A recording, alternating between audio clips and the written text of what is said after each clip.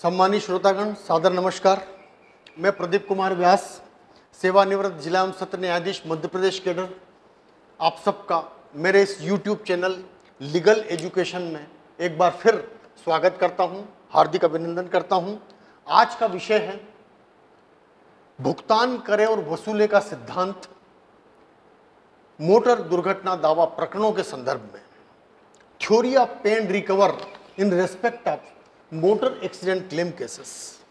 जब कभी वाहन दुर्घटना का कोई क्लेम किसी अधिकरण में प्रस्तुत होता है तो बीमा कंपनी की आपत्तियों पर ये दो इश्यूज बनाए जाते हैं अधिकरण द्वारा। कभी कभी एक ही बनता है, कभी कभी दो अलग अलग बना देते हैं। पहला रहता है, क्या अनावेदक वाहन चालक के पास कथित दुर्घटना दिनांक को वैध और प्रभावी चालन अनुज्ञप्ति नहीं थी, valid and effective driving licence उसके पास नहीं था घटना दिनांक को। और दूसरा ये बनाते हैं कि क्या वाहन मालिक और चालक ने प्रश्नगत वाहन बीमा पॉलिसी की शर्तों का उल्लंघन करते हुए चलाया। बहुत सी बार कई अधिकरण एक ही प्रश्न नंबर 2 वाले ही बना देते हैं। उनका कहना है कि इसमें बीमा पॉलिसी की सारी शर्तें आ जाती है, और यदि बीमा कंपनी इन दोनों इश्यूज को प्रमाणित करने में सफल हो जाती है कि हाँ, घटना के समय उल्लंघनकारी वाहन या प्रश्नगत वाहन के चालक के पास इफेक्टिव ड्राइविंग लाइसेंस नहीं था, या वाहन बीमा पॉलिसी की शर्तों के विपरीत चलाया जा रहा था, जैसे परमिट नहीं था, फिटनेस नहीं था, और कमर्शियल वाहन चला रहा था जबकि उसके पास कमर्शियल वाहन की चालन अनुज्ञप्ति नहीं थी, ड्राइविंग लाइसेंस फेक था, फर्जी था आदि, ये जो डिफेंस वो लेते हैं। और यदि वो बीमा कंपनी उसको साबित कर देती है तब ये कहा जाता है कि बीमा कंपनी अपने दायित्व से मुक्त हो जाती है, क्योंकि उसने पॉलिसी की शर्तों का उल्लंघन साबित कर दिया है। और जब ये इश्यूज बीमा कंपनी क्लेम प्रकरण में साबित कर देती है तब एक सिद्धांत पिक्चर में आता है जिसको कहते हैं थ्योरी ऑफ पे एंड रिकवर, भुगतान करें और वसूले का सिद्धांत। क्या है ये सिद्धांत? ये सिद्धांत सार रूप में यह है कि यदि बीमा कंपनी ने ब्रीच ऑफ पॉलिसी साबित कर दी, शर्तों का उल्लंघन साबित कर दिया, तो ये उसकी ड्यूटी है कि पहले वो तृतीय पक्ष को प्रतिकर का भुगतान करेंगी और फिर चाहें तो निष्पादन कार्रवाई लगाकर वाहन स्वामी से वो राशि वापस वसूल कर सकती है। इसी को कहा गया है फर्स्ट पे एंड देन रिकवर। कहाँ से आया है ये देखिए, 3 पक्ष हैं आपके सामने।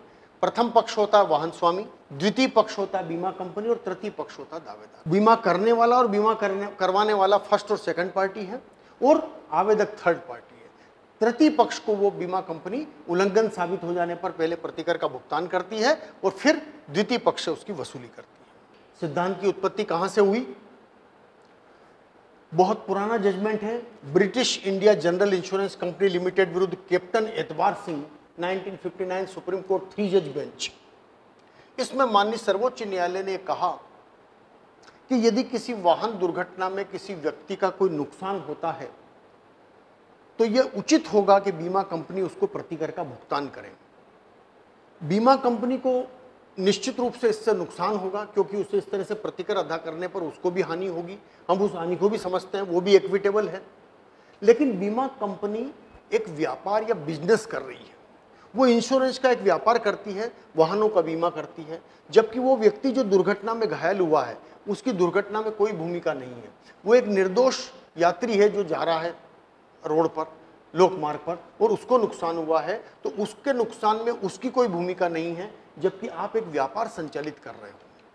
और व्यापारी को अपना व्यापार इस तरह से चलाना चाहिए कि अंतिम परिणाम लाभ हो, हानि न हो। तो इस तरह से इस मामले में माननीय सर्वोच्च न्यायालय ने निर्दोष सड़क पर चलने वाले लोगों को हुए नुकसान और बीमा कंपनी के नुकसान की तुलना की, और तुलना करने के बाद ये पाया कि उन आहतों का नुकसान ज़्यादा महत्वपूर्ण है, क्योंकि उनकी दुर्घटना में कोई भूमिका नहीं है। और यहाँ से इस सिद्धांत का ओरिजिन माना जाता है।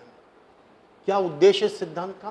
कोकिलाबेन वाले मामले में माननीय सर्वोच्च न्यायालय ने इस सिद्धांत का उद्देश्य स्पष्ट किया। माननीय सर्वोच्च न्यायालय ने कहा कि मोटरयान अधिनियम 1988 में अनिवार्य बीमा का प्रावधान इसलिए नहीं किया गया है कि बीमा कंपनी का व्यापार बढ़े या उनको फायदा हो, बल्कि इसलिए किया गया है कि तृतीय पक्ष या थर्ड पार्टी के हितों की रक्षा हो सके। इस सिद्धांत का उद्देश्य ये है कि उन तृतीय पक्ष के हितों की रक्षा करना है जो रोड पर चलते हैं। इसलिए हमने ये जो है सिद्धांत बनाया है। आपने देखा होगा, जब भी हम एक नया वाहन लेते हैं उसको बाहर तभी निकालते हैं वो जब उसका बीमा हो जाए। फर्स्ट उसका बीमा करवाते हैं, तब वो उसके बाहर आता है दुकान से। वहीं पर बीमा कंपनी के एजेंट बैठे रहते हैं। क्यों? कि जैसे ही वो रोड पे जाए, दुर्भाग्य से कोई दुर्घटना हो जाए तो वाहन बीमित रहे, तो उन तृतीय पक्ष के हितों की रक्षा हो सके। तो ये इसका ऑब्जेक्ट है। एक और जजमेंट आया कमला वाले मामले में माननीय सर्वोच्च न्यायालय ने स्पष्ट शब्दों में ये कहा कि यदि किसी वाहन के संबंध में एक वैध बीमा पॉलिसी जारी कर दी गई है तो ये बीमा कंपनी की ड्यूटी है कि वो तृतीय पक्ष को प्रतिकर का भुगतान करें, चाहे बीमा पॉलिसी की शर्तों का उल्लंघन हुआ हो या नहीं हुआ हो। यदि बीमा पॉलिसी की शर्तों का उल्लंघन साबित हो जाता है तो वो मालिक से इस राशि को वापस वसूल कर सकती है, लेकिन पहले उसको तृतीय पक्ष को प्रतिकर का भुगतान करना होगा। ऐसा निर्णय चरण 25 में स्पष्ट मत दिया गया। धारा 146 आपके सामने, मोटर व्हीकल एक्ट। धारा 146 ये कहती है कि कोई भी वाहन लोक मार्ग पर तभी चलाया जाएगा या चलवाया जाएगा जब उसके लिए एक वैध बीमा पॉलिसी ले ली गई हो। अनिवार्य बीमा का प्रावधान किया गया है कि तभी चलेगा जब उसका बीमा करवाया गया हो। और ये प्रावधान इसलिए किया गया, जैसा पिछले न्याय दृष्टांत में उद्देश्य बताया मैंने, कि इसलिए किया गया कि रोड पर चलने वाले यात्रियों की सुरक्षा हो।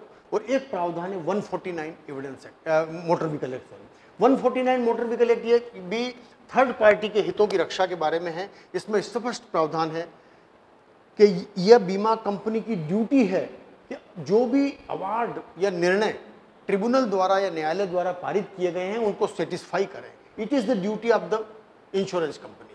149 थर्ड पार्टी के लिए बनाया गया नियम है। तो लीगल प्रावधान देखें 146 और 149, और सिद्धांत की उत्पत्ति, उद्देश्य वगैरह देखें तो ये स्पष्ट होता है कि यदि किसी वाहन का कोई बीमा करवाया गया है तो ये उचित होगा कि पहले तृतीय पक्ष को प्रतिकर का भुगतान किया जाए, और यदि ब्रीच साबित हुआ है तो मालिक से उसकी वसूली की जाए।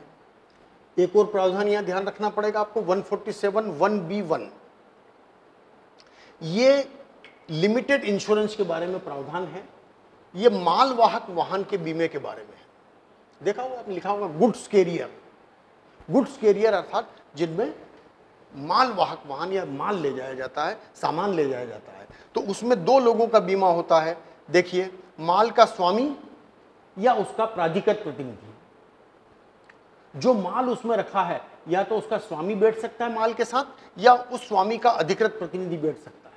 और इनको कोई मृत्यु या इनकी शारीरिक क्षति होती है उसके लिए वो बीमा पॉलिसी होती है। और बाहर चल रही थर्ड पार्टी के लिए, वाहन के बाहर जो थर्ड पार्टी पे को नुकसान होता है तो उसके लिए, तो 147 को हमें इसलिए ध्यान में रखना है कि यहाँ दो ही लोगों का बीमा होता है, माल के स्वामी और स्वामी के अधिकृत प्रतिनिधि। इसके अलावा यदि इसमें कोई अनुग्रह यात्री बैठे हैं तो उनका बीमा करवाने के लिए स्वामी को अनिवार्यता नहीं है, लॉ में उसके लिए कोई अनिवार्यता नहीं है। तो 147 को इस अर्थों में समझना पड़ेगा। कहाँ निर्देश दिए सुप्रीम कोर्ट ने? तो बेसिक जजमेंट इसका जो है, जो अभी तक चल रहा है इस फील्ड में, नेशनल इंश्योरेंस कंपनी लिमिटेड विरुद्ध स्वर्ण सिंह AIR 2004, सुप्रीम कोर्ट 1531, निर्णय चरण 105।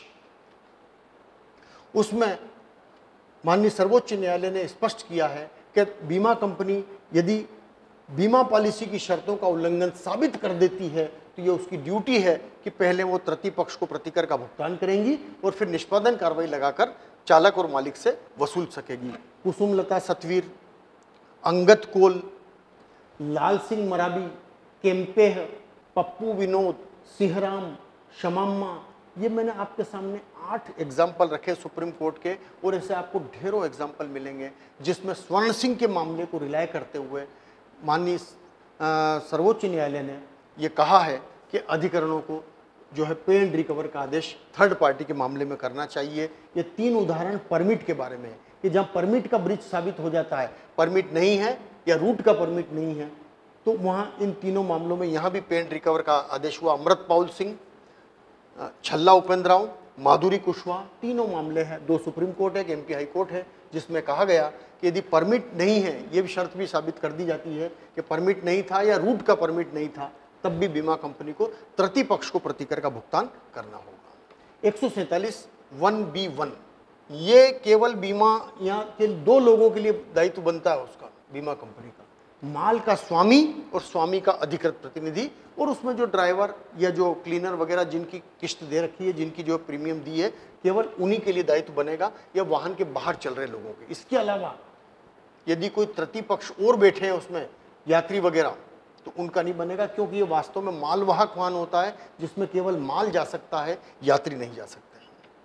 तो 147 1B1 का मामला हो तब भुगतान करें और वसूली के निर्देश हम नहीं दे सकते हैं। ऐसे निर्देश संविधान के अनुच्छेद 142 के तहत या तो माननीय सर्वोच्च न्यायालय देती है या संविधान के अनुच्छेद 136 के तहत माननीय उच्च न्यायालय दे सकती है। अधिकरण को ये दोनों शक्तियां प्राप्त नहीं है। ये कॉन्स्टिट्यूशनल पावर है जिसमें मालवाहक वाहन में बैठे यात्री के लिए भी सर्वोच्च न्यायालय दे सकती है, लेकिन हम नहीं। हम केवल उन मामलों में, अधिकरण केवल उन मामलों में पेन रिकवर कर सकती है जो 146 सहपठित धारा 149 में आते हो।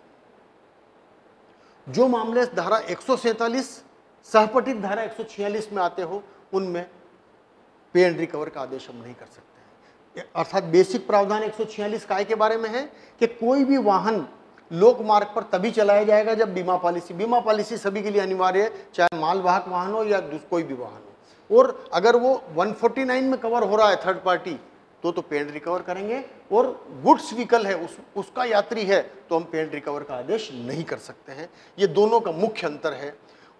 कुछ विद्वान इस पर्वत नेनी वाले मामले का भी एग्जाम्पल देते हैं कि साहब पर्वत नेनी वाले मामले में अभी लार्जर बेंच को ये मैटर रेफर किया है और दो प्रश्न रेफर किए हैं कि क्या संविधान के 142 के तहत सर्वोच्च न्यायालय को ये शक्तियां हैं कि ऐसे पे एंड रिकवर के आदेश कर सकें, या जहां बीमा कंपनी ये साबित कर देती है कि पॉलिसी की शर्तों का उल्लंघन हुआ है, तब भी क्या उसे भुगतान करें और वसूली के निर्देश दिए जा सकते हैं। ये दो प्रश्न रेफर किए गए हैं, लेकिन अभी रेफरेंस का उत्तर नहीं आया है। कुछ विद्वान ये कहते हैं कि चूंकि मैटर रेफर कर दिया गया है, इसलिए अब पे एंड रिकवर नहीं करना चाहिए। लेकिन ये न्याय दृष्टांत देखिए, संजूबाई की फुल बेंच और रंजू यादव की डीबी है, और ऐसे और भी आपको सैकड़ों न्याय दृष्टांत मिलेंगे जिसमें कहा गया है कि यदि किसी मैटर को लार्जर बेंच को रेफर किया गया है, तो जब तक रेफरेंस का उत्तर नहीं आएगा तब तक पूर्व की स्थिति लागू होगी। पूर्व की स्थिति क्या है? स्वर्ण सिंह, नेशनल इंश्योरेंस कंपनी विरुद्ध स्वर्ण सिंह, AIR 2004 सुप्रीम कोर्ट, वही लागू होगा। तो यहां हम ये कह के इनकार नहीं कर सकते पे एंड रिकवर से कि अभी रेफरेंस के लिए गया है मैटर। और इस अंतर को अपन ये भी समझ लें कि अनिवार्य बीमा का प्रावधान क्यों किया, ताकि तृतीय पक्ष के हितों की रक्षा हो सके। अदरवाइज इस प्रावधान की जरूरत नहीं थी। बीमा कराना आवश्यक नहीं है, वाहन चलेगा, अगर किसी को चोटें आई या कोई मरा तो मालिक और चालक से वसूल करेंगे, उसमें दावा लगाएंगे, उनसे वसूली की जाएगी। अनिवार्य बीमा करके बीमा कंपनी को इन्वॉल्व क्यों किया? ताकि जो निर्दोष आहत है उनको तत्काल भुगतान मिल जाए। इसीलिए अनिवार्य बीमा का प्रावधान किया गया है। इस दृष्टि से इसको समझना होगा। यदि ऐसा आवश्यक नहीं था तो चालक मालिक के विरुद्ध भी दावा चल सकता था। जो जिन वाहनों में बीमा नहीं होता है उनमें चलता ही है उसमें। तो यदि फंडा ब्रिज साबित होता है या नहीं होता है, दोनों ही दशाओं में 146 सहपठित धारा 149 के थर्ड पार्टी के मोटर व्हीकल एक्ट के जो मामले हैं उसमें पे एंड रिकवर होता है। 146 सहपठित धारा 147 में ये आदेश नहीं होता है। 149 और 147 का अंतर समझना हो आपको तो मातादीन और दौलत राम के दो जजमेंट आप देखेंगे।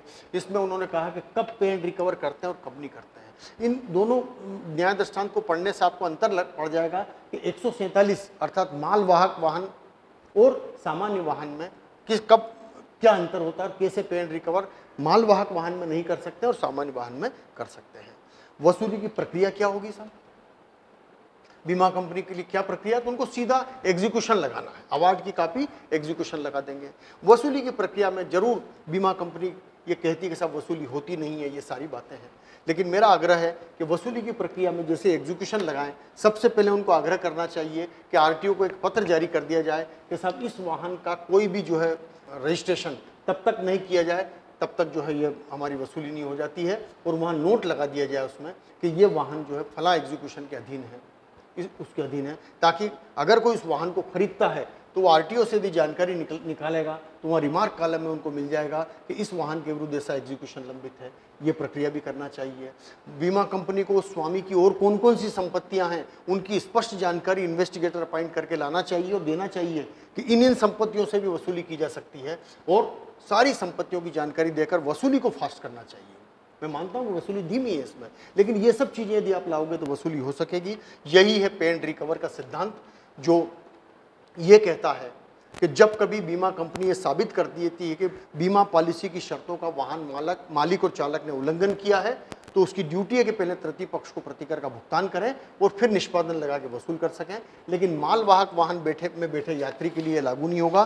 कुछ एग्जाम्पल और भी है जिनमें पे एंड रिकवर नहीं करते हैं, जैसे आतंकवादी गतिविधियां, ट्रक को जो है भीड़ ने जला दिया, वाहन का उपयोग नहीं हो रहा था, उसमें माल भरा हुआ था, या एक यात्री बस खड़ी है उसमें भीड़ ने आग लगा दी, तो ये टेररिस्ट एक्ट है, ये टार्टियस एक्ट नहीं, विद्वेषपूर्ण कृत्य नहीं है ये। तो ये दोनों में अंतर समझना पड़ेगा अपने को, विद्वेषपूर्ण कृत्य और आतंकवादी कृत्य। तो जहां विद्वेषपूर्ण कृत्य हो वहां भी हम पे एंड रिकवर नहीं करेंगे। वाहन यदि अधिग्रहण कर लिया और राज्य शासन ने चुनाव वगैरह में, तो वहां मालिक के कब्जे में ही वाहन नहीं रहता, उसका नियंत्रण नहीं रहता है। इसके अलावा आजीवन प्रीमियम लिया हो और बीमा किया हो तो आजीवन बीमे की अवधि कब तक होती है? जब तक रजिस्ट्रेशन चले। मालवाहक वाहन में बैठे यात्री, पॉलिसी निरस्त कर दी हो चेक बाउंस होने के कारण, उसके बाद दुर्घटना हुई हो, मैं अगला वीडियो जो बनाऊंगा बीमा कंपनी क्या क्या डिफेंस ले सकती है उसमें इन चीज़ों को और स्पष्ट करूंगा कि और कौन कौन से ऐसे मामले जहां पे एंड रिकवर नहीं करना चाहिए। अभी मैंने मूलतः इस सिद्धांत और इस सिद्धांत को क्यों बनाया गया, कहाँ से ओरिजिन हुआ, ये समझाने का प्रयास किया। मुझे आशा ही नहीं अपितु पूर्ण विश्वास है कि भुगतान करें और वसूली का यह सिद्धांत आप समझ पाए होंगे। बहुत बहुत धन्यवाद।